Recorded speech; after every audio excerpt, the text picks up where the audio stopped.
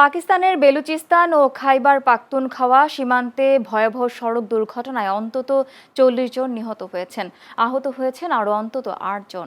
স্থানীয় সময় শুক্রবার বেলুচিস্তানের শেরানি জেলার দানাসার এলাকা পেরিয়ে ডেরা ইসমাইল খান জেলায় প্রবেশের পর নিয়ন্ত্রণ হারিয়ে গভীর খাদে পড়ে যায় যাত্রীবাহী বাসটি।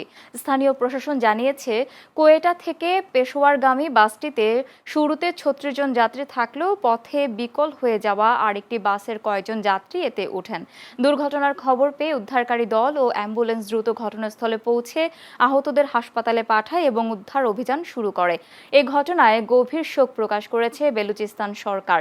প্রাদেশিক মুখ্যমন্ত্রী সরফরাজ বুগতি উদ্ধার কাজ দ্রুত শেষ করতে সংশ্লিষ্ট কর্তৃপক্ষকে নির্দেশ দিয়েছেন।